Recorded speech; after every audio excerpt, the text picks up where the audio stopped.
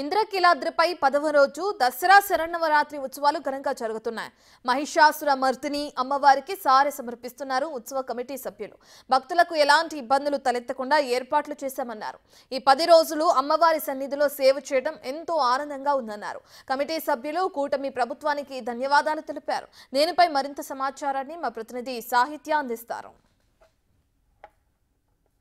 ఇంద్రకీలాద్రిపై దసరా శరన్నవరాత్రి ఉత్సవాలు 10వ రోజుకు చేరుకున్నాయి. ఉత్సవ కమిటీ మెంబర్లందరూ కూడా అమ్మవారికి సారే చీరలన్నీ కూడా అమ్మవారికి సమర్పించడానికి వెళుతున్నారు. మరి కాసేపట్లో అయితే అమ్మవారిని దర్శించుకుని సారే సమర్పించడానికి కమిటీ సభ్యులందరూ కూడా వెళుతున్న పరిస్థితి అయితే ఉంది. ఒక్కసారి మనం చూడొచ్చు, ముత్తైదులందరి దగ్గర కూడా మనం గాజులు, చీర, పువ్వులతో పాటు అమ్మవారి దగ్గరికి వెళ్ళి ఇవన్నీ సమర్పించనున్నారు.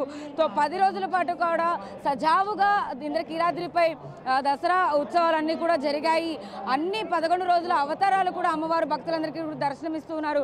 ఇవాళ మహిషాసుర మర్దిని అవతారంలో ఉన్న అమ్మవారికి సారె సమర్పించడానికి అయితే వీళ్ళందరూ కూడా వెళుతున్న పరిస్థితి అయితే ఉంది. ఉత్సవ కమిటీ మెంబర్లు ప్రస్తుతం అంతా ఉన్నారు, వాళ్ళతో మాట్లాడించే ప్రయత్నం చేద్దాం. ఏ టైంకి స్లాట్ ఉంది ఇప్పుడు అమ్మవారిని దర్శించుకోవడానికి? ఇవాళ 10వ రోజు మహిషాసుర మర్దిని అమ్మవారు ఎలా అనిపిస్తూ ఉంది సారె సమర్పించడానికి వెళ్తుంది? ఈరోజు దసరా శరన్నవరాత్రుల సందర్భంగా ప్రతి సంవత్సరం 9 రోజులు జరిగేటువంటి అమ్మవారు 9 అవతారాల్లో దర్శనమిచ్చేవాళ్ళు. ఈసారి ప్రత్యేకంగా 11 అవతారాలతో ఈ లోకానికి దర్శనమిస్తూ ఉన్నారు. ఈరోజు ప్రత్యేకంగా మహిషాసుర మర్దిని దేవిగా దర్శనమిస్తూ ఉన్నారు విజయవాడ కనకదుర్గమ్మ గారు. అదే ఆవిడికి ఈరోజు ఉత్సవ కమిటీ సభ్యులు సారా సమర్పించి ఈ ప్రజలంతా బాగుండాలి, సుభిక్షంగా ఉండాలి, ఆనందంగా ఉండాలి.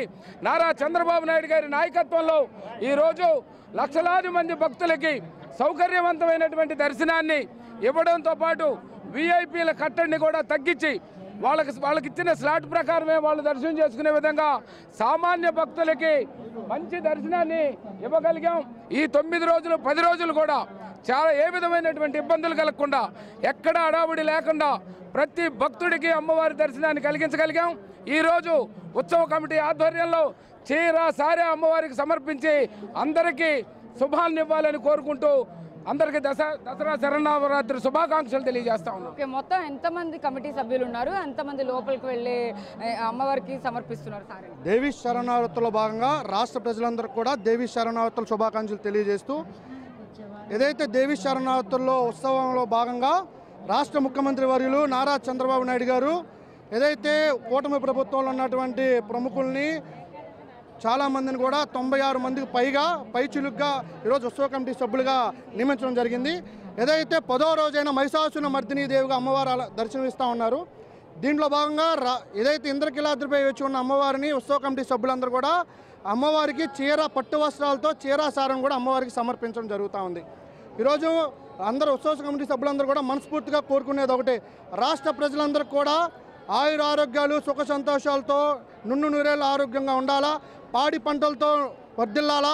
అదేవిధంగా రాష్ట్ర ముఖ్యమంత్రి వర్యులు నారా చంద్రబాబు నాయుడు గారికి రాష్ట్ర ప్రజలందరికీ అభివృద్ధి, సంక్షేమం రెండింటిని కూడా ప్రజలందరికీ అందించే శక్తిని, బలాన్ని చేకూర్చమని, అదేవిధంగా ముఖ్యమంత్రి గారికి ఆయురారోగ్యాలు, ఐశ్వర్యాలు కూడా చేకూర్చమని, రాష్ట్ర ప్రజలను చల్లగా చూడమని అమ్మవారిని మనస్ఫూర్తిగా కూడా కోరుకోవడం జరిగింది. ఉత్సవ కమిటీ మెంబర్లు మిమ్మల్ని కూడా చేర్చడం కానీ, లేకపోతే ఇంతటి మహత్ కార్యానికి మిమ్మల్ని భాగస్వాములు చేయడం ఎలా అనిపిస్తూ ఉంది? ఈ 10 రోజులు కూడా ఉత్సవ కమిటీ మెంబర్లు ఏం చేశారు? అంటే ఉత్సవ కమిటీ ద్వారా ఈరోజు విజయవాడ ఇంద్రకీలాద్రిలో కొలువై ఉన్నటువంటి కనకదుర్గ అమ్మవారికి విచ్చేసేటువంటి భక్తులకి సేవ చేసేటటువంటి భాగ్యాన్ని మాకు ప్రసాదించినందుకు ఇదందరూ కమిటీ సభ్యులందరూ కూడా ఇది మా పూర్వజన్మ సుకృతంగా మేము భావిస్తా ఉన్నాం.